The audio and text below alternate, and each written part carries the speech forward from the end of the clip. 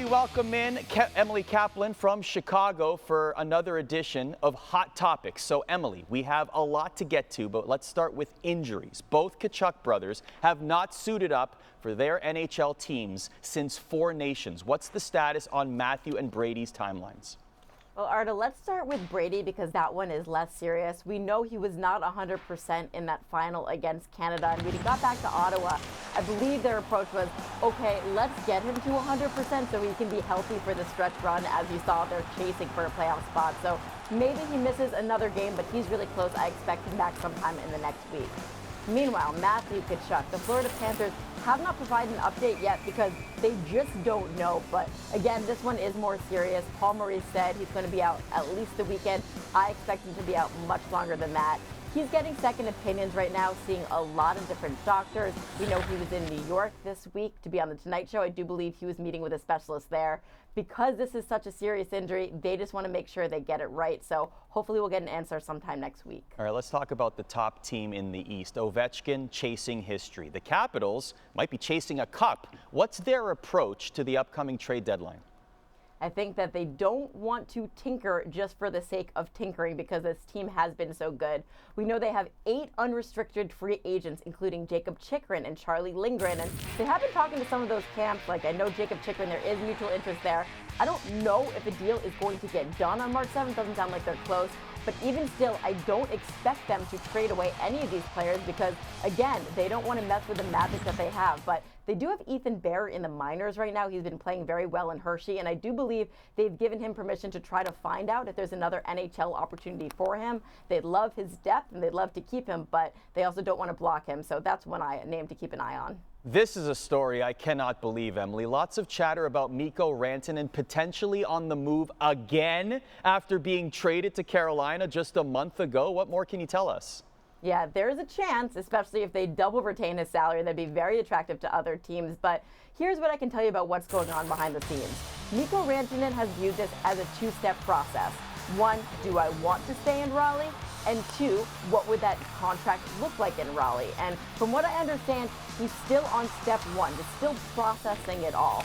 The Canes have not given him any pressure of when he needs to give them an answer of what he'd sign an extension. And they're still under the belief that he would like to be there and that they can bet on themselves and show that this is somewhere he'd want to be. So if he gives them an indication, no, I do not want to sign, I think they would recalculate things. And I think that there's a chance he does get traded.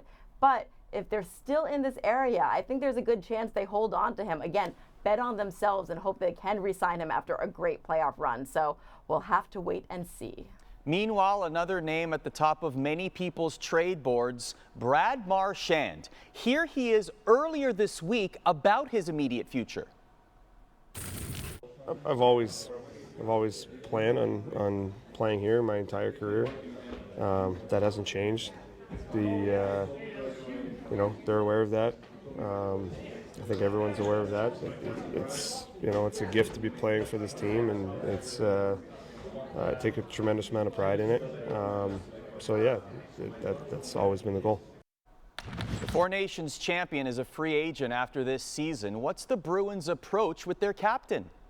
Their approach is they've been talking to him and his camp all year about a next contract, and I don't think that has changed. I think that they still hope to keep him, and as you can see, Brad really wants to be there. I know if they traded him, imagine the shockwaves in that locker room. So it would be a shock to everyone around the league at this point if he does get traded. But the Bruins are looking to retool here, do some of the things that the Capitals or the LA Kings have done to retool on the fly. Trent Frederick, they just announced, is going to be out for weeks, week to week with a lower body injury. I still expect him to get traded. He's getting a lot of interest. Justin Brazeau, I think that they're pretty far apart on contract talks. He's another name that I would expect to go as well, and then we'll see who else from the roster. Well, one guy who's made it clear he's not happy where he is Blackhawks defenseman Seth Jones. This was him on Tuesday after their latest loss. We're the exact same team right now as we were at Game 1. And I think it's pretty evident out there. We haven't made any strides to be a better, more simple hockey team, And it shows, we don't get a lot of wins because of that. Well, this is in almost 4 years of, bottom of the league, so it's not just this year, for me at least. Sounds like he's on the fence there, but Emily, what's the market for Jones?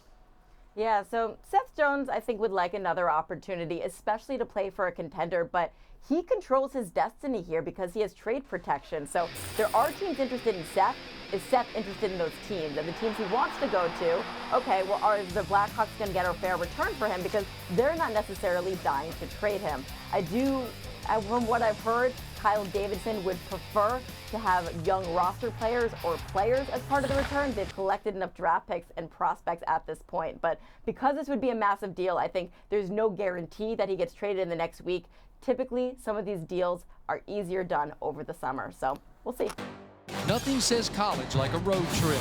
The NHL's back-to-school matriculation began big, like 105,000 people big, in Michigan's Big House. The Classic has also zambonied its way around the house that Newt Rockne built and injected some Snow White into the Cotton Bowl.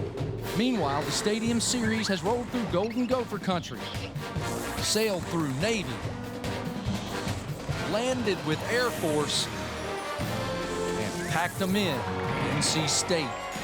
Now, you Buckeye students need to put your toasty spring break dreams on ice because there's hockey in the Horseshoe.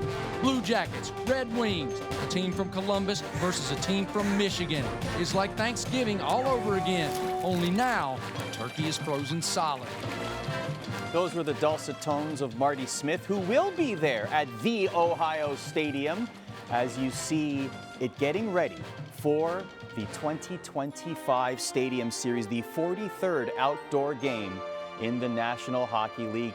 It's going to be an event, it's going to be a spectacle, and it's going to be an important game for both teams participating. The hosts, the Columbus Blue Jackets, and the visiting Detroit Red Wings currently occupy the number 1 and 2 spots in the wild card. AJ, it's very rare that we see an outdoor game, an event like this, mean so much for both teams and their playoff implications. And they play tonight in Detroit. So right now they're separated by 2 points.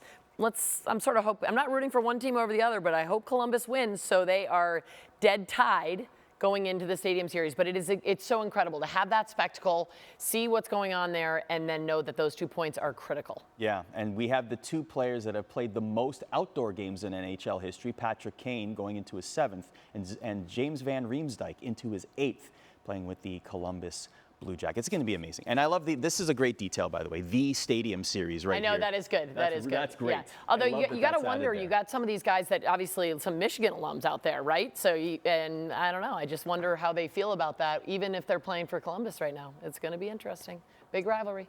All right, let's take a look at some of the East wildcard teams since February 1st. Some teams trending up, like the Red Wings, the Flyers, the Rangers, all while the Bruins and Senators among the teams going in the wrong direction. Islanders, wrong direction right now. Big game tonight in actually Islanders-Bruins. That's a big one. But they're all hypothetically in play. So that leads us to buyers or sellers. AJ, we put all 10 teams between the top wildcard team, the Red Wings, and the last team in the East, the Sabres, in the middle. Let's discuss who you think should buy or sell. Super fun, because this is why we work on TV, and I'm not a GM, so it's all fun and games for me with this little iPad here. All right, we're going to start with Detroit.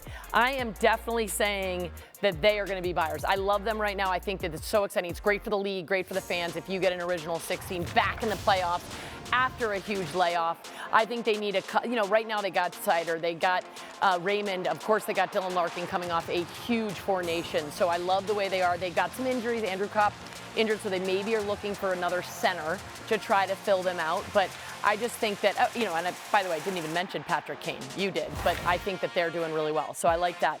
I'm going to skip down here. I'm going to go with, since we were just talking about them, I'm going to talk about Columbus. I want them to be buyers too, because I love them, and I also think it's an emotional year for them, right? You get what happened with the Gaudreaus early on. The other night, the arena singing happy birthday to 1-year-old John Gaudreau. I mean, the whole thing. I think it's great.